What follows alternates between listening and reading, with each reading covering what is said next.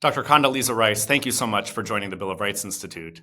It's a pleasure to be with you, and thank you for the great work that you do.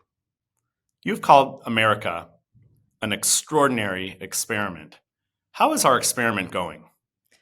Well, let's start with the fact that at the end of the 19th century, not too many people, or the 18th century, not too many people were thinking that self-governance was possible. They certainly didn't think that it could be carried out by asking their citizens uh, to to have their passions and their interests go through these abstractions called institutions, a constitution. These were really pretty radical ideas. The remarkable thing is that they basically have served us well for the entire history of our country. Ours was a country that was founded as a slave owning country. And yet now the descendants of slaves found their rights a first time with the emancipation and a second time with the civil rights movement of the 60s through this Constitution. So I would say that while the American experiment is still, and perhaps will always be in its experimental stage, there is a lot to be proud of and a lot to be grateful for. Our American experiment is about self government. What does self government mean for our everyday lives? I like to think that the founders gave us great institutions through the Mhm, Constitution. They gave us structures like the idea that there should be separation of powers. But then they gave us a set of rights.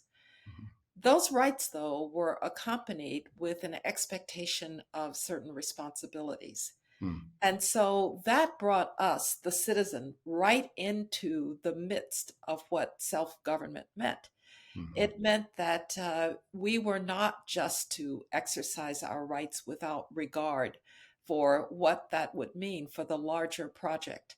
And so I think it's a remarkable thing that mhm, we actually think of the Constitution as our personal protector.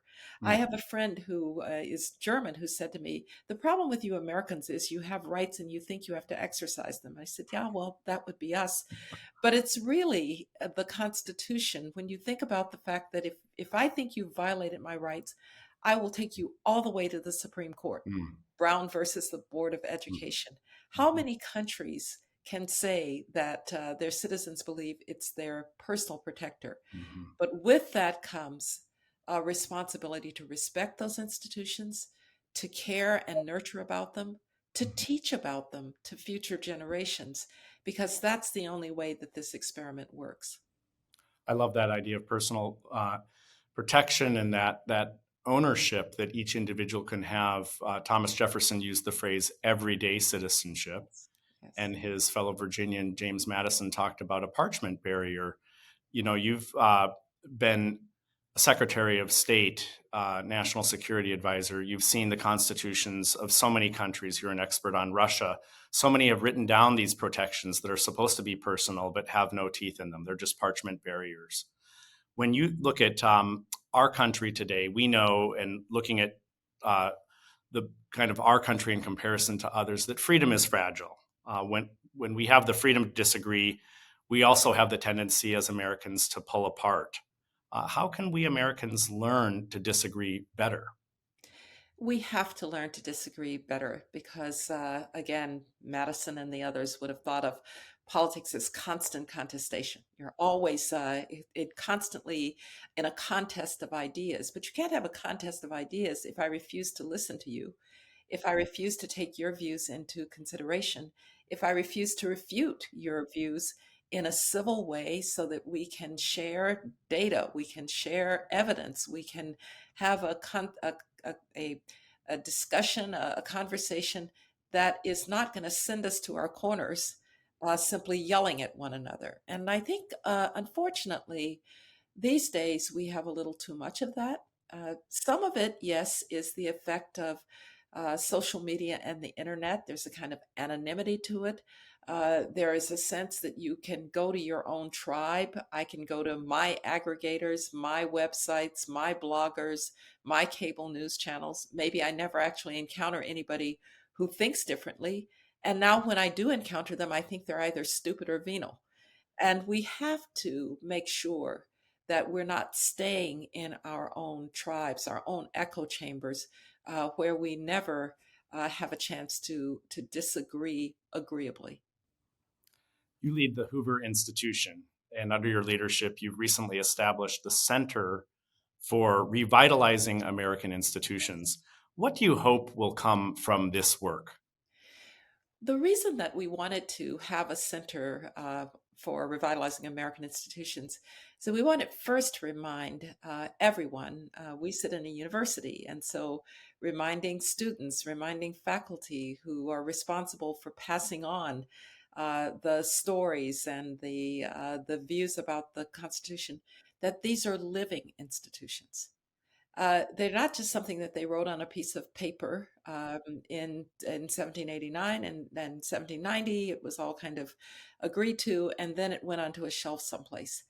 You have a responsibility when these institutions show that perhaps there is trouble. We know, for instance, that only that 35% of Americans don't trust their elections. That's a really bad number for a constitutional democracy. We know that the views of Congress or of politicians or of the media or increasingly of the military are sinking in the "do you trust them" category.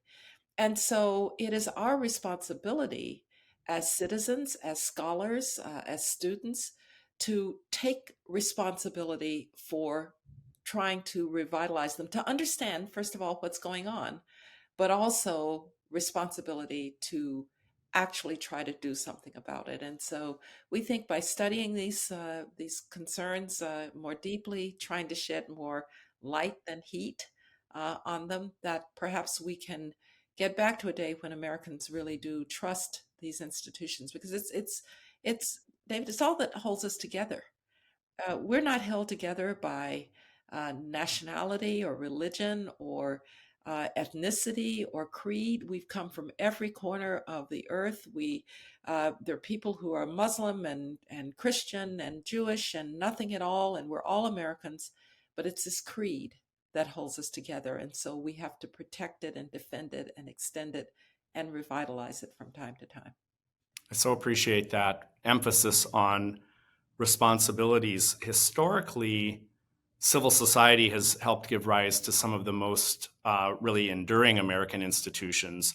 What needs to be done to revitalize civil society? Let me start first with what's really great about civil society in America. And in that, I would include non governmental institutions, because one of the first things that the founders did was they left a lot of space that wasn't inhabited by the government, that was supposed to be the people or the civil society. And, when de Tocqueville came to the United States in 1835 to understand these Americans, as he called them, he was a bit puzzled by what he called these voluntary associations that got together just to do good. Today we would think of them as the Red Cross or Boys and Girls Clubs or Rotary Clubs. That's a vibrancy of democracy. And when I was secretary and I would go around the world, I would say, really make sure that your civic culture, your civil society is really thriving. And one of the first things that authoritarians and dictators try to shut down is civil society, because they believe they can control the levers of government, but they might not be able to control citizens who have organized themselves just to do good. And so I think our civil society is our great strength. I often say to my students, if you want to be a part of democracy, it doesn't mean that you have to go and work in Washington, D.C. It can also mean that you're going to tutor at a Boys and Girls Club. It can also mean that you're going to start a Rotary Club once you move to a new city. It can also mean that you might work at the state or local level, because the founding fathers didn't put everything in Washington, D.C. I always jokingly say, they kind of put the federal government in a swamp between Virginia and Maryland, and they went back to the state houses where they thought all of the action would be. And so we have a vibrant tapestry of institutions, a really robust infrastructure of institutions. And to practice democracy, you have to use them all. Giving young people a vibrant technicolor view of what that tapestry means is part of the mission of the Bill of Rights Institute. We've been pleased to work with you and the team at the Hoover Institution to create some videos and lesson plans that help tell that story of the tapestry, and also what it means to not just think about civil society as an abstraction, but to, like you said, jump in and recognize that as a young person, you can make a difference. And you can do so not just by going to Washington, D.C. In fact, the real engine of our progress has been, as you just said, in these institutions that grow, these movements that really grow from civil society. You've pointed to the importance in our conversation here of responsible leadership. To have the revitalization that we all seek and that you're endeavoring to study and lead with this new center. What kind of leadership really is going to make a difference here?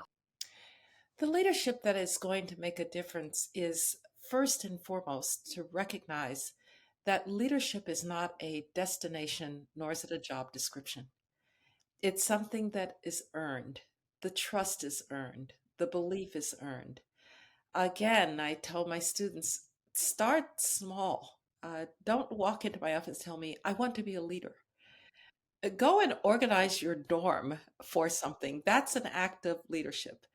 It's also leaders, and this is really true of democracies. Leaders have to recognize leadership characteristics in others because pulling together for the common good is what sustains democracy. When you think about authoritarians, what do? Well, it's all about them. They draw all of the attention and all of the power to themselves. The problem is, if you're going to be omnipotent, you'd better be omniscient too. And very few human beings are all knowing. So democracies are strong because they have leaders throughout society, because they have people who've earned the trust. And I sometimes wish that we had a little bit more humility in some of our leaders. Maybe, as I get older, the past always looks better. There's something about that. But I would just say, if you want to be a leader, start with humility. That leadership is not something you were born to. It's something that you earn.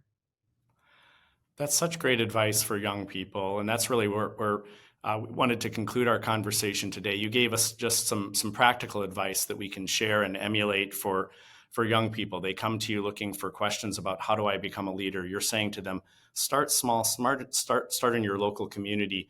If there's one other thing that you wanted to leave those students, particularly who are joining us today, with, please offer some counsel and advice as they're looking to be on that path where they can be part of this movement to revitalize American institutions. I am so grateful that you give us this opportunity to talk with students and to advise them. We've been through a lot and we've made our own share of mistakes as leaders, and you will do that. But don't be afraid to go out and to put yourself out there to help your fellow citizens in one way or another to achieve goals. But you also have a responsibility to know something about what you're doing. I often say to my students, before we try to solve that problem, why don't we try to know something about that problem? Why don't we recognize that there are competing views about that problem? Why don't we recognize that just because I think it, it may not be so?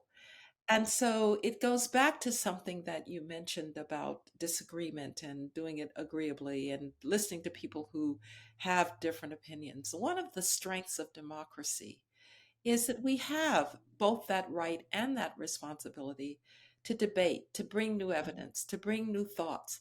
We don't have to just take the dictate of the government as the word, which is what happens in authoritarian regimes. And I think it's a protection for us because while sometimes democracy is a little frustrating, we may think, why can't they get something done? Well, those authoritarians can get something done very quickly, but very often it's a big mistake because it's the thinking of one person, not the thinking of the society as a whole. And so I would say take the time as a student to really delve into problems, to really understand them, to travel if you can to other places, because nothing will really give you confidence about what the American experiment is and where it's going than to go to other places where they don't have the liberty and the freedom that we enjoy, and then come back determined to make sure that this experiment continues for the generations beyond you. Dr. Rice, thank you for your leadership. Thank you for your time today. And thank you for everything that you're doing to help bring this not only Constitution Day, but the revitalization of American institutions to fruition. Thank you.